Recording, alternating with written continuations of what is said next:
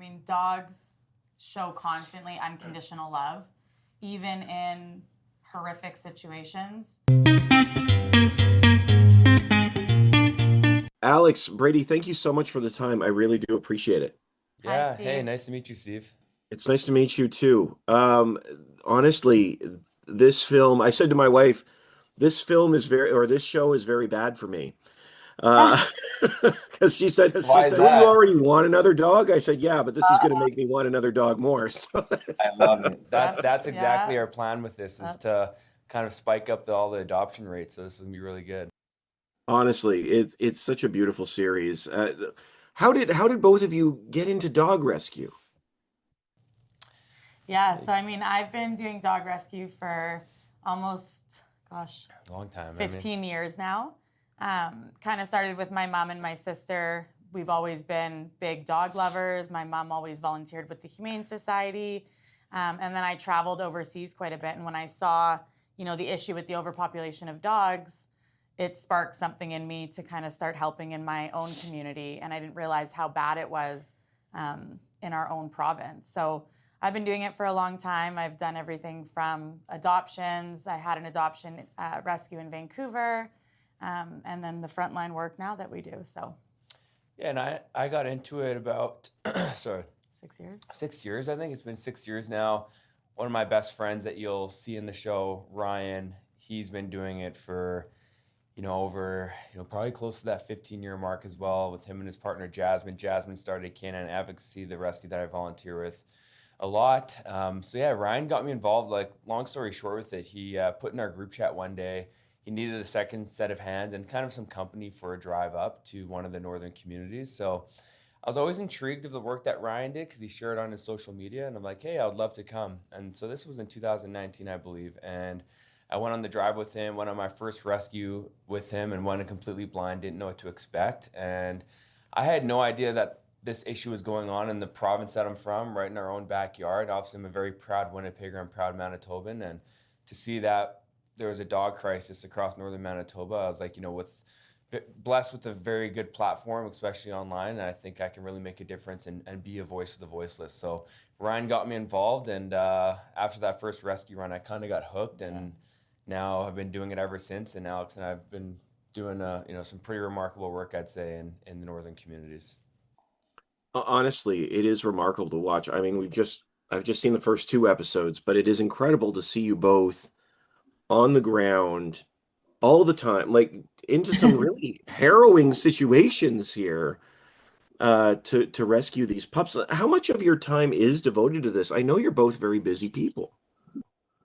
Yeah, I mean, with rescue, emergency situations come up all the time. And if we can go, we absolutely go. During Brady's football season, it's a little bit less, but we definitely still make time to go probably once or twice a month, depending on what we're able to do. And then in the off season, we actually go away in the winter and we spend 3 months doing like sterilization clinics and rescue work overseas. So Yeah, we spend a lot of time.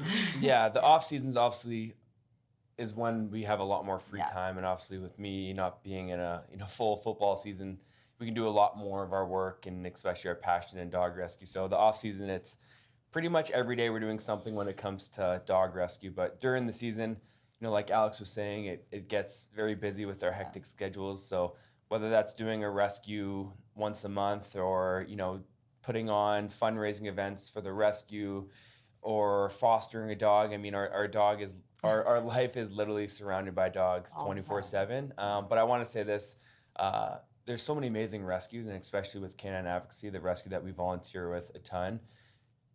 There's so many different team members with that rescue, and they're doing stuff constantly. Yeah. We just do a very small part with them. Obviously, the frontline rescue work and with our platform, helping them, raise funds, raise awareness, putting on fundraising events. But they have such an amazing team of volunteers that we all come together and really make a difference. So shout out to all the great volunteers out there that it takes an army to get this done. Yeah, I mean, they're rescuing dogs basically every single day. Every day. They have dogs coming in. I'm glad you bring that up because, that's the funny thing with a show like this. The focus is on the two of you, of course. It's on the focus on your journey. Yeah. But you mentioned that Brady, I think you actually say that you play a team sport, and so is and dog rescue has many working or pieces working together. There are so many people volunteering. So I mean, what is that like to help celebrate them as well? Like you've sort of like you said, you're part of such a vast team of people here.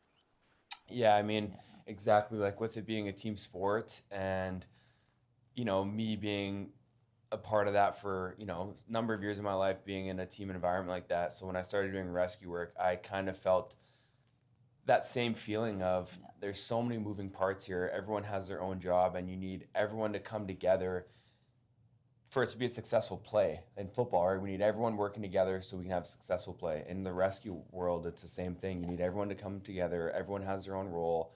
Everyone do that job to the best of your ability to have a successful outcome. And I just, again, want to, kind of shine a lot of light on the canine volunteers because, and rescue volunteers all over the place because there's so many amazing people that are doing the work that, unfortunately aren't getting the recognition. Not that they're doing it for that, but without those people, I mean, there's none of this can happen, right? Yeah, we're a very small part. I mean, it starts with the community members that reach out to us. It's our volunteers, it's the fosters, it's the vets, it's the people running transports and making vet appointments and taking care of finances. And so a lot goes into rescuing one single dog that people don't see, right? Like there's a lot that has to happen for that dog to get from A to B. So Absolutely, absolutely. I and with you both on the ground with these pups, older dogs, pups, however you want to describe it.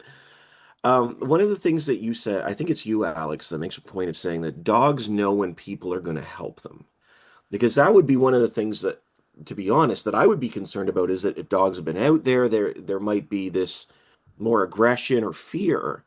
But is that true? Like, has that been your experience that dogs actually recognize that you're there on their behalf? yeah, I mean, definitely. Like I feel like, they know that they're being saved once it happens. There are situations where they are very shut down. They are semi-feral. They've had very little exposure to human contact, whether it be positive or negative contact.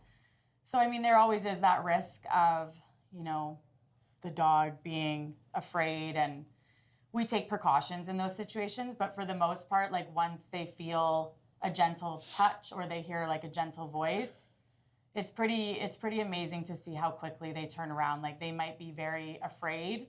And then once you have them, it's like, like we always say, everybody thinks the back of the truck when you're all filled with kennels is going to be hectic and noisy and loud and dogs going crazy. And it's actually like so quiet. They're sleeping probably for the first time. They feel safe for the first time.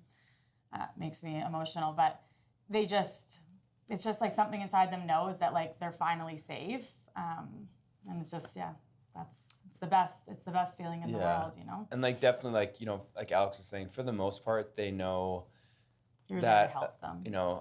Finally a soft hand is gonna protect them and save them, all those good things.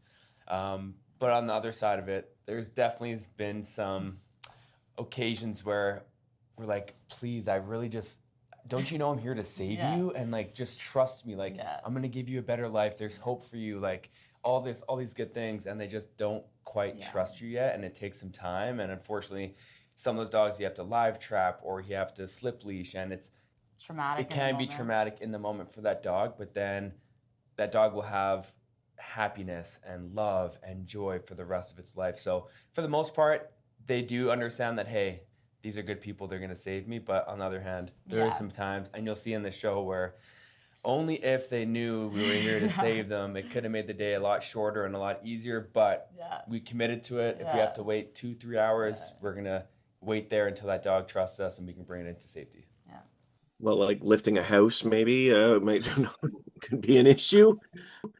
Lifting houses, trapping them. I mean, you name it, we've done it. You're gonna see it all in this show.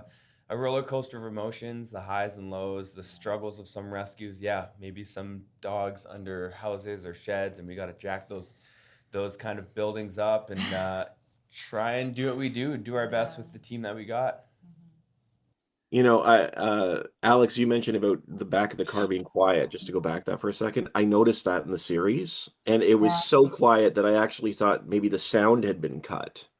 But it Yeah. is incredible to hear what you're saying. What both of you are saying is that when they're there, it's just like this is for Yeah. many of them, it's just like Mhm. I get to rest. Yeah.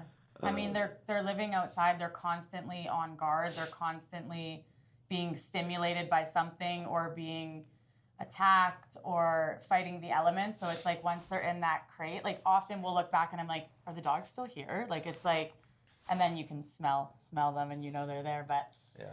the smell is different, but the silence, it's pretty incredible. And you look and they're just like, it's like they're sleeping for the first time, like just out cold Yeah, and asleep. that's what's like so heartbreaking about Yeah. it because they have never had a chance to truly rest. They're You feel always on safe. guard with being outside, and this gives them the time to actually decompress and to finally relax. So that's one of the best feelings is driving back with a Truck van full full, a of truck dogs. full of dogs, and just them not making a peep, and you see them just resting back there. It makes it all worth it.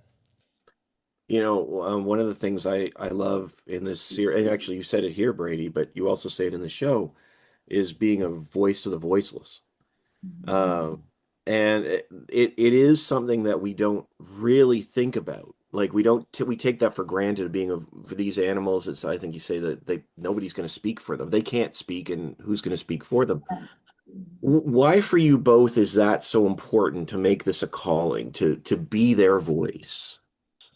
You know what? I always think of our pack that we got at home, our four dogs, and the life that they get to live. I mean, they're spoiled on a daily basis. So, for me, I see, the trauma and neglect and abuse that some dogs go through on, various rescue missions that we've been on.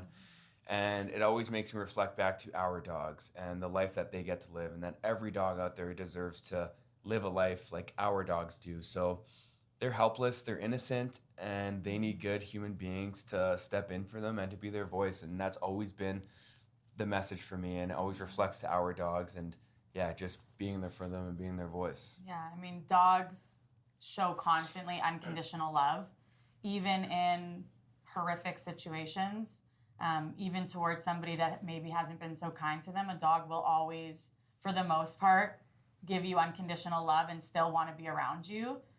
So they can't speak up for themselves. Like they don't, even if a dog is being abused, they will still go to that abuser. Like they love regardless. They're so resilient, they're so loving, and they just want that in return. And so, it's our job to speak up for them and to give them a voice. Absolutely. And I know we're starting to run out of time, but I have to ask, and I don't want to give too much away, but Brady, what was going through your mind? Because both of you actually, because we see your 101 Dalmatians moment, if you will, in the second episode with Stella and her million puppies, if you will. Yeah. What was going through both of your minds as this was happening? I was out of town, Yeah, so I Man, know. yeah, yeah. we Uh, thought we had this planned we perfectly. We're yeah. like, okay, Alex is going out of town for like a few days. I shortened the trip. Like Shorten it the was trip. yeah. I'm starting up like a Training busy season camp. for me. Yeah. No, this is like the start of the season. Oh Like yeah. week Start of one the is season. like Yeah. approaching. And I'm like, please just don't give birth on the day of my game day. And also don't give birth when Alex is out of town. Like Yeah. maybe we can both be home, maybe in the evening. Like, we're not at work. Like we thought we had it figured out. Like Yeah. Stella's gonna, cooperate with us. And literally the morning Alex left, I went to work for it was an off day. I was like, I'm gonna go in, get some treatment, do my sauna, cold tub, all those good things. I'll be back in like 2 hours.